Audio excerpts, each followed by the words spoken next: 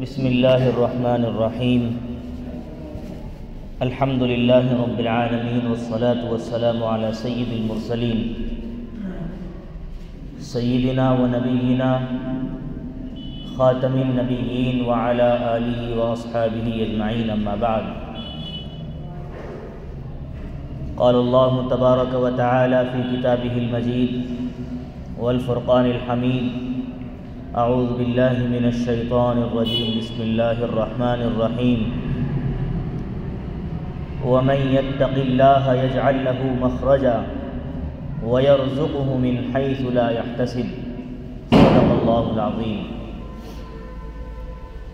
وقال الله سبحانه تبارك وتعالى يا أيها الذين آمنوا اتقوا الله حق تقاته ولا تموتن إلا وأنتم مسلمون۔ حضرات محترم، دو آیتیں قرآن حکیم کی تلاوت کی گئی ہیں۔ آج ہر کسی شخص سے پوچھیں تو شکوے شکایت اور یہی کہتا ہوا نظر آتا ہے کہ جوں جوں انسان ترقی کی منازل طے کر رہا ہے اور مسلسل ترقی کی راہوں پر گامزن ہے، بالکل اتنی ہی رفتار سے اس کی پریشانیاں، اس کی الجھنیں اور مصیبتیں اسی طریقے سے بڑھتی بھی جا رہی ہیں۔ آج دنیا میں دیکھیں، ہر طرف عیاشی، مکاری، فریب کاری، کسی کو بے وقوف بنانا، دھوکہ دینا، یہ تمام چیزیں دنیا کے اندر رائج ہیں۔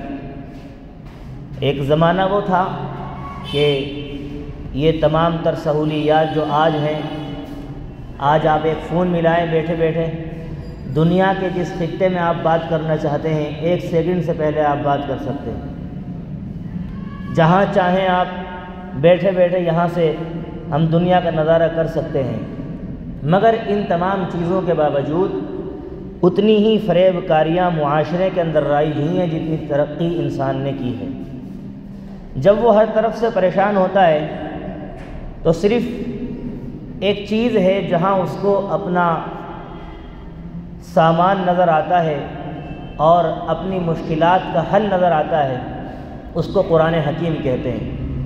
اللہ تعالیٰ قرآن میں کہتے ہیں وَمَا أَصَابَكُم مِّن مُّصِيبَةٍ فَبِمَا كَسَبَتْ أَيْدِيكُمْ وَيَعْفُو عَن كَثِيرٍ، تمہیں جو کچھ دنیا میں تکلیف پہنچتی ہے وہ سب تمہارے اعمال کا نتیجہ ہوتا ہے، اور بہت سارے گناہوں کو تو اللہ یوں ہی درگزر کر دیتے ہیں، اگر ہر گناہ پر پکڑ کرنے لگ جائیں تو تم بچ نہیں سکتے۔ اللہ اگر ہمارے ہر گناہ کی سزا ہمیں دینے لگ جائیں تو ہم بچ نہیں سکتے۔ بہت سارے گناہ تو اللہ یوں ہی درگزر کر دیتا ہے۔ اس دنیا کی قیمت اللہ کی نظر میں کچھ نہیں، اگر ہوتی تو یہ بارش جو برستی ہے یہ کافر کے کھیت میں نہ برستی، کیونکہ وہ تو اللہ کو نہیں مانتا، وہ تو اللہ کو برا بھلا کہتا ہے، وہ تو آخرت کا انکار کرتا ہے، جنت دوزخ کا انکار کرتا ہے، اس کے فرشتوں کا انکار کرتا ہے۔ لیکن چونکہ اللہ کو یہ غیب کا پردہ رکھنا منظور ہے، اس لیے اللہ بارش بلا کسی تفریق کے مسلمان کے کھیت میں بھی برساتا ہے اور کافر کے کھیت میں بھی برساتا ہے۔ اگر کافر کے کھیت میں بارش نہ آئے تو پھر تو سب سمجھ جائیں گے کہ یہی دین حق ہے، لیکن اللہ اس طریقے سے سمجھانا نہیں چاہتا۔ اسلام کا جو سب سے بڑا کانسیپٹ ہے، جو سب سے بڑا فلسفہ ہے، وہ ہے ایمان بالغیب، غیب پر ایمان لانا۔ کسی چیز کو دیکھ کر مانا تو کیا مانا؟ میں یہ بات عرض کر رہا تھا وَمَا أَصَابَكُم مِّن مُّصِيبَةٍ فَبِمَا كَسَبَتْ أَيْدِيكُمْ وَيَعْفُو عَن كَثِيرٍ، تمہیں جو کچھ تکلیف اور مصیبت پہنچتی ہے وہ سب تمہارے ہاتھوں کی کمائی ہوتی ہے۔ اسی کو اللہ نے دوسرے مضمون میں دوسری آیت میں اس طریقے سے بیان کیا ظَهَرَ الْفَسَادُ فِي الْبَرِّ وَالْبَحْرِ بِمَا كَسَبَتْ أَيْدِي النَّاسِ، کہ جو کچھ خشکی اور تری میں جو کچھ فساد ظاہر ہو رہا ہے یہ انسانوں کی اپنے ہاتھوں کی کمائی ہے، لیکن انسان اس کو نہیں مانتا۔ آپ یہ بات مسلسل سنتے ہیں کہ دنیا میں جب تک اللہ کا نام بلند رہے گا اس دنیا کا نظام چلتا رہے گا۔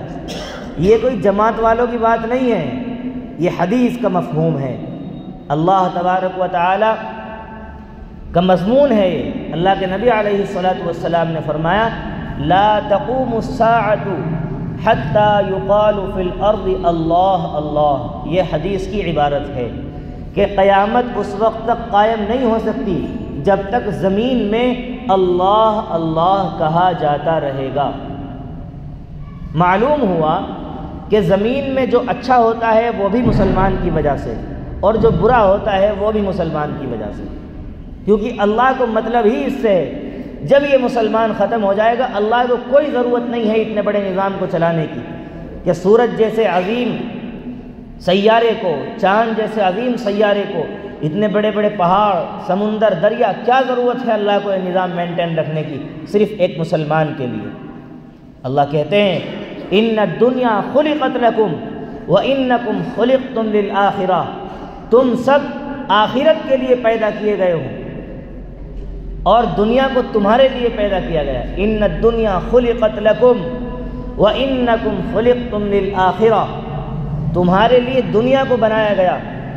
دیکھنے میں طاقتور شیر انسان سے زیادہ لگتا ہے، لیکن جب انسان اس کو سدھاتا ہے، اس کو کنٹرول کرتا ہے تو وہ بھی اس کے قبضے میں نظر آتا ہے۔ ایسا کیوں؟ ایک کمزور انسان کے قبضے میں اتنی بڑی بڑی طاقت کیسے ہو جاتی ہیں؟ اس کی وجہ یہی ہے، اللہ کہتے ہیں کہ اللہ ہی ہے وہ ذات جس نے انسانوں کے لیے چاند کو، سورج کو، سمندر کو، دریاؤں کو مسخر کر دیا ہے۔ جب ہم کسی سواری میں بیٹھتے ہیں یہ دعا پڑھتے ہیں سبحان الذی سخر لنا ھذا وما كنا له مقرنین، پاک ہے وہ ذات جس نے اس کو ہمارے لیے مسخر کیا ہے۔ مسخر کہتے ہیں تابع فرمان بنایا، یعنی ہم جدھر کہتے ہیں ادھر چلتی ہے، ہم جدھر کہتے ہیں ادھر وہ چیز چلتی ہے۔ تو کون ہے اس کو مسخر کرنے والا؟ وہ اللہ کی ذات ہے۔ سبحان الذی سخر لنا ھذا وما كنا له مقرنین، پاک ہے وہ ذات جس نے ہمارے لیے اس چیز کو مسخر کیا۔ وما كنا له مقرنین، ہم تو اس کے لائق نہیں تھے۔ وَإِنَّا إِلَىٰ رَبِّنَا لَمُنْقَلِبُونَ، اور یقیناً ہمیں اسی پروردگار کی طرف لوٹ کر کے جانا ہے۔ سوال یہ پیدا ہوتا ہے کہ ان تمام برائیوں کا خاتمہ کیسے ہو؟ اللہ رب العزت نے ایک بات بتائی کہ اگر تم تقوی و پرہیزگاری کی راہ پر گامزن ہو جاؤ اور اپنے آپ کو تقوی کی دولت سے آراستہ و پیراستہ کر لو تو یقیناً تم کامیابی کی راہوں پر گامزن ہو سکتے ہو۔ اللہ کہتے ہیں وَمَن يَتَّقِ اللَّهَ يَجْعَل لَّهُ مَخْرَجًا، جو اللہ سے ڈرے گا، تقوی اختیار کرے گا، اللہ اس کے لیے سبیل نکالے گا، راستہ نکالے گا۔ کیسے نکالے گا یہ آپ یقین نہیں کر سکتے، نہ گمان کر سکتے۔ وَيَرْزُقْهُ مِنْ حَيْثُ لَا يَحْتَسِبُ، اور ایسی جگہ سے رزق دے گا کہ جہاں سے وہ گمان بھی نہیں کر سکتا۔ لیکن یہ سب چیز یہ ایسا فلسفہ ہے کہ اس کو سمجھنے کے لیے اللہ پر کامل توکل، اس پر کامل یقین ضروری ہے، اس کے بغیر یہ فلسفہ سمجھ میں نہیں آ سکتا۔ تقویٰ کہتے کسے ہیں؟ سادے الفاظ میں اس کی ڈیفینیشن، اس کی تعریف یہ ہے کہ اللہ کے بتائے ہوئے احکام پر عمل کرنا اور اس کی منع کی ہوئی چیزوں سے رکنا، اسی کا نام تقویٰ ہے، اسی کا نام تقویٰ ہے۔ تقوی کے بہت سارے درجات ہیں، تقوی کے بہت سارے درجات ہیں۔ حضرت حسن بصری رحمۃ اللہ علیہ کا واقعہ کتابوں میں لکھا ہے کہ شمعون نامی ایک آگ کا پجاری تھا جس کو مجوسی کہتے ہیں۔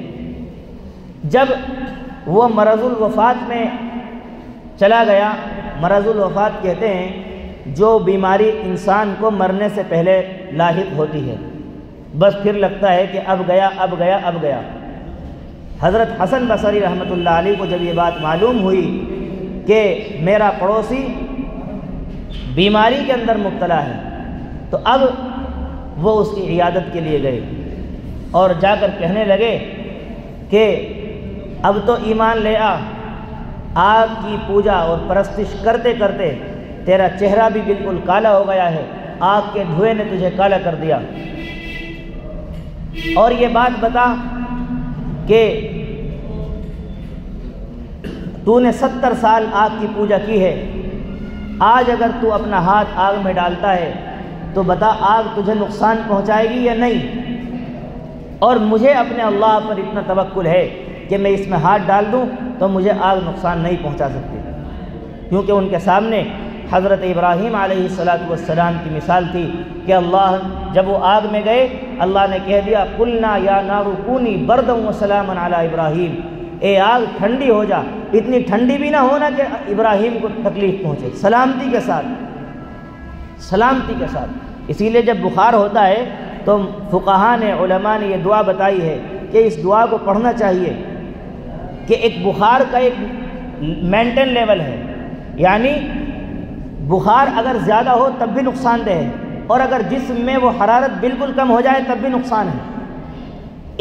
ایک لیول ہے کہ اتنا رہنا چاہیے، اتنا رہنا چاہیے، اس سے کم ہو تو بھی نقصان ہے، اس سے زیادہ ہو تو بھی نقصان ہے۔ اسی لیے کہا قلنا یا نار کونی بردا وسلاما علی ابراہیم، کہ تو ٹھنڈی ہو جا اور سلامتی کے ساتھ ہو، اتنی بھی ٹھنڈی نہ ہو کہ نقصان پہنچے۔ لہذا دونوں نے ہاتھ، حضرت حسن بصری رحمۃ اللہ علیہ نے فوراً اپنا ہاتھ آگ میں ڈال دیا اور آپ کو کوئی تکلیف نہیں پہنچی۔ وہ کہنے لگا کہ میں ایمان تو لے آؤں لیکن مجھے 3 چیزوں نے روکا ہوا ہے ایمان لانے سے۔ نمبر 1، جب تم یہ کہتے ہو کہ دنیا کی محبت کچھ نہیں ہے اللہ کی محبت کے مقابلے میں، پھر تم اس کے پیچھے اتنا کیوں بھاگتے ہو کہ تم جھوٹ سے درگزر نہیں کرتے، فریب سے درگزر نہیں کرتے، چوری ڈکیتی سے درگزر نہیں کرتے، اس دنیا کی محبت میں ہر گناہ کا کام کر لیتے ہو۔ نمبر 2، کہ تم یہ کہتے ہو کہ اللہ کا دیدار تمہارے لیے بہت قیمتی چیز ہے لیکن تم اس کو تلاش کرنے کے لیے وہ کام نہیں کرتے۔ تیسری چیز، تمہارے قول و عمل میں تضاد ہوتا ہے، تم کہتے کچھ ہو کرتے کچھ ہو۔ مسلمان کی مثال اس نے پیش کی کہ مسلمان یہ بھی کر رہا ہے یہ بھی کر رہا ہے، میں کیوں ایمان قبول کروں؟ حضرت حسن بصری رحمۃ اللہ علیہ نے فرمایا کہ دیکھو یہ مسلمان کے ذاتی اعمال ہیں، اس کی پرسنل ایکٹیویٹیز ہیں، لیکن اللہ رب العزت نے جو قرآن میں فرمایا، جو احادیث میں اللہ کے نبی علیہ السلام نے فرمایا، وہ 2 اور 2 4 بالکل اس کی طرح کلیئر ہیں، وہ صاف ہیں۔ مسلمان کے اعمال غلط ہو سکتے ہیں، اسلام غلط نہیں ہو سکتا۔ یہ کہہ کر کہنے لگا کہ چلو میں ایمان تو لے آؤں لیکن تم مجھے وعدہ کرو کہ آخرت میں میرے لیے گواہی دو گے کہ میں تمہارے سامنے ایمان لایا، مجھے ایک عہد نامہ لکھ کر دو اور جب میں مر جاؤں میری قبر میں بھی اس کو ساتھ میں رکھ دینا۔ حضرت حسن بصری رحمۃ اللہ علیہ نے کئی آدمی جمع کیے اور پھر وہ ایک عہد نامہ بنایا، اس پر دستخط کرائے، اس نے کلمہ شہادت پڑھا۔ اب جو ہے حضرت حسن بصری رحمۃ اللہ علیہ کو خواب میں دکھتے ہیں وہ مجوسی کہ بہترین جنت میں ٹہل رہا ہے، تو پوچھا کہ کیا بنی؟ کہا کہ اللہ نے تو مجھے معاف کر دیا، اب مجھے اس عہد نامے کی ضرورت نہیں، اپنا عہد نامہ واپس لے لو، اب تم پر کوئی بوجھ نہیں، کوئی بار نہیں۔ اسی طریقے سے ایک واقعہ کتابوں میں لکھا ہے، حضرت فضیل ابن عیاض رحمۃ اللہ علیہ کا، وہ اپنے بچے کو گود میں لیے ہوئے تھے۔ یہ تقوی کے درجات کی میں آپ کے سامنے مثالیں پیش کر رہا ہوں۔ وہ گود میں بچے کو لیے ہوئے تھے اور اس کو کھلا رہے تھے۔ بچے نے کہا ابا جان آپ سے ایک سوال کروں؟ کہا بالکل کیجئے۔ وہ خوش ہو گئے کہ میرا بچہ مجھ سے کچھ پوچھنا چاہتا ہے۔ کہا کہ آپ کے دل میں کس کی محبت ہے؟ آپ کے دل میں کس کی محبت ہے؟ کہا کہ میرے دل میں اللہ کی محبت ہے۔ تو پھر کہا کہ جب آپ کے دل میں اللہ کی محبت ہے تو پھر مجھ سے کیسی محبت؟ ایک دل میں 2 محبت کیسے جاگزی ہو سکتی ہے؟ یہ کہنا تھا، فوراً بچے کو اتار دیا اور نماز میں مصروف ہو گئے اور پھر مسلسل زار و قطار روتے رہے مصلی پر بیٹھ کر۔ چھوٹی چھوٹی سی باتیں، لیکن چونکہ بزرگ ہیں، اللہ سے تقوی کی لو لگی ہوئی ہے، بالکل بلند مقام پر فائز ہیں، اس لیے ذرا سی بات نے دل کو جھنجھوڑ کر رکھ دیا۔ آج ہمارے دل ہم خود سمجھ سکتے ہیں کہ کس معیار پر ہیں۔ قرآن کی تفسیر سنا لو، کچھ بھی کہہ لو، لیکن اثر ہونے کو تیار نہیں۔ اس کی وجہ صرف یہ نہیں ہے کہ بولنے والے کی بات میں اثر نہیں ہے، یہ کہہ کر پیچھے جان ہم چھڑا لیتے ہیں، ایسا نہیں ہے۔ انسان جب کوئی گناہ کرتا ہے، ایک سیاہ دھبا اس کے دل پر لگتا ہے، پھر گناہ کرتا ہے، پھر دھبا لگتا ہے، پھر گناہ کرتا ہے، پھر دھبا لگتا ہے، یوں لگتے لگتے لگتے اس کا دل سیاہ ہو جاتا ہے، اور پھر ایک وقت وہ آتا ہے کہ اس کے دل پر کوئی بات اثر نہیں کرتی۔ مجھے بتاؤ تو صحیح، کیا اللہ کے نبی سے زیادہ متقی، پرہیزگار، مخلص، تقوی والا کوئی ہو سکتا ہے؟ نہیں۔ لیکن چند لوگ پھر بھی ایسے تھے کہ آپ علیہ الصلاۃ والسلام کی نورانی شکل دیکھ کر بھی اور آپ کے مخلص الفاظ سن کر بھی ان پر کوئی اثر نہیں ہوا۔ ہے نا ایسا؟ ہے نا؟ بالکل ہے۔ چونکہ وہ ایسے دل کے سیاہ ہو گئے اور ایسے سخت ہو گئے۔ قرآن ایسے لوگوں کے بارے میں کہتا ہے ختم اللہ علی قلوبہم وعلی سمعہم وعلی ابصارہم غشاوہ ولہم عذاب علیم۔ اللہ مہر لگا دیتا ہے ایسے لوگوں کے دلوں پر، کانوں پر، آنکھوں پر، اور وہ سب کچھ سنتے ہیں، دیکھتے بھی ہیں، لیکن سمجھتے نہیں ہیں۔ لہم قلوب لا یفقہون بہا، دل تو ہیں لیکن سمجھنے کی صلاحیت نہیں ہے۔ وَلَهُمْ أَعْيُنٌ لَا يُبْصِرُونَ بِهَا، آنکھیں ہیں لیکن وہ صحیح معنی میں دیکھ نہیں رہی ہیں۔ وَلَهُمْ آذَانٌ لَا يَسْمَعُونَ بِهَا، کان ہیں لیکن حق بات سن کر بھی قبول کرنے کو تیار نہیں ہیں۔ أُولَئِكَ كَالْأَنْعَامِ بَلْ هُمْ أَضَلُّ، یہی وہ لوگ ہیں کہ جو جانوروں سے بدتر ہیں انسان ہو کر کے۔ قرآن کہہ رہا ہے، یہ میرے الفاظ نہیں ہیں۔ أُولَئِكَ كَالْأَنْعَامِ بَلْ هُمْ أَضَلُّ، یہی ہیں وہ لوگ جو انسان ہوتے سوات جانوروں سے بدتر ہے۔ اخیر میں ایک مختصر واقعہ بتا کر میں بات ختم کر رہا ہوں۔ حضرت عمر فاروق رضی اللہ تعالی عنہ جا رہے ہیں جنگل میں، ایک چرواہا ان کو نظر آتا ہے۔ وہ کہتے ہیں چرواہے سے کہ ہمیں ایک بکری دے دو، ہم اس کا دودھ پیئیں گے اور اس کو ذبح کر کے کھا لیں گے۔ وہ چرواہا کہتا ہے کہ یہ میری ملکیت بھی نہیں ہے، میں اس کا مالک نہیں ہوں۔ حضرت عمر فاروق رضی اللہ عنہ نے اس سے کہا کہ دیکھو تمہارا مالک تمہیں نہیں دیکھ رہا ہے، کہہ دینا کہ بھیڑیا کھا گیا، تم سے کوئی پوچھ تاچھ نہیں ہوگی، تمہیں پیسے بھی مل جائیں گے، اس کی اچھی رقم تم ہم سے لے لو۔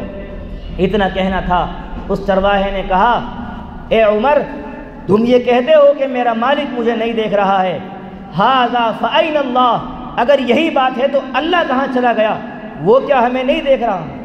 اتنا کہنا تھا، حضرت عمر کانپ گئے اور کہنے لگے کہ جب تک اس جیسے متقی اس امت میں موجود ہیں تو اللہ تبارک و تعالی اس امت پر عذاب نہیں بھیج سکتے۔ آج بھی دنیا میں ایسے لوگ ہیں ایسے لوگ، ایسے ہم کہتے ہیں نا اللہ والے ختم ہو گئے، ہماری زبانوں پر یہ الفاظ رہتے ہیں اللہ والے ختم ہو گئے، اب کہاں پہلے جیسے اللہ والے، اب کہاں حضرت تھانوی جیسے۔ بھائی حضرت تھانوی کے زمانے میں ان کے لوگ بھی، عوام الناس بھی ایسے ہی تھے۔ آج جیسے عوام ہیں ایسے علماء ہیں، کسی کی کوئی غلطی نہیں ہے۔ سوال یہ ہے آج ہر کوئی دوسرے کی شکایت کرتا نظر آتا ہے۔ علماء سے پوچھو عوام کی کمیاں نکالیں گے، عوام کے پاس جاؤ تو علماء کی کمیاں نکالیں گے۔ باپ سے پوچھو تو وہ اولاد کی کمی کہتا ہے، اولاد سے پوچھو تو کہتے کہ ابا کو کوئی عقل نہیں رہی ہے۔ شوہر بیوی، بیوی شوہر، بھائی بہن، بہن بھائی، ہر کوئی ایک دوسرے کی برائی میں مصروف ہے۔ کیا ہی اچھا ہوتا کہ ہم قرآن کریم کے اس نسخہ کیمیا پر عمل کرتے اور 7ویں پارے کی تلاوت کرتے۔ اللہ ہم سے مخاطب ہو کر کیا کہتا ہے؟ یا ایھا الذین آمنوا علیکم انفسکم، اے ایمان والو اپنی فکر کرو، لا یضرکم من ضل اذا اہتدیتم، جب تم ہدایت پر رہو گے، راہ راست پر رہو گے، دنیا کی کوئی گمراہ طاقت تمہیں گمراہ نہیں کر سکتی۔ آج ہم اپنے آپ کو سنوارنے کے لیے تیار نہیں ہیں، اپنی سارے جہان کی فکر ہے، سارے جہان کی فکر ہے، اپنی فکر نہیں ہے۔ جبکہ اپنی فکر سب سے پہلے اللہ نے قرآن میں جہاں بھی کہا سب سے پہلے انسان کی ذات کو مخاطب کیا ہے۔ یا ایھا الذین آمنوا قوا انفسکم واہلیکم نارا، اے ایمان والو اپنے آپ کو بچاؤ، سب سے پہلے اپنے آپ کو بچاؤ، اس کے بعد تمہارے گھر والوں کا نمبر آئے گا۔ لیکن آج ہم ہر کسی کی فکر میں لگے ہوئے ہیں، اپنی فکر کرنے کو تیار نہیں ہیں۔ اگر ہم اپنی فکر کر لیں، معاشرہ ایسے نہیں سدھرتا، ایک انسان سدھرتا ہے، اللہ کی عادت ہے چراغ سے چراغ جلانے کی، اسی طریقے سے سارا معاشرہ سدھرتا ہے۔ حضرت مولانا مسیح اللہ خان جلال آبادی نور اللہ مرقدہ بڑے عالم گزرے ہیں، ان سے کسی نوجوان نے سوال کیا کہ حضرت یہ بتائیے اسلامی حکومت کب آئے گی؟ بڑا اچھا سوال تھا، ہم بھی چاہتے ہیں کہ اسلامی ماحول دنیا کے اندر قائم ہو، یہ ساری خرافات بند ہو جائے، یہ ہمارا سب کا سوال ہے نا؟ حضرت سے پوچھا بتاؤ اسلامی حکومت کب آئے گی؟ حضرت یہ جو بڑے لوگ ہوتے تھے علماء، یہ نباز ہوتے تھے، تھوڑی سی بات پہ بڑے بڑے مسائل حل کر دیتے تھے۔ میری آپ کی طرح اتنی دیر تقریر کرنے کی ضرورت ان کو پیش نہیں آتی تھی۔ کہنے لگے کہ کتنے فٹ کے آدمی ہوں؟ سوال کیا تھا کہ اسلامی حکومت کب آئے گی؟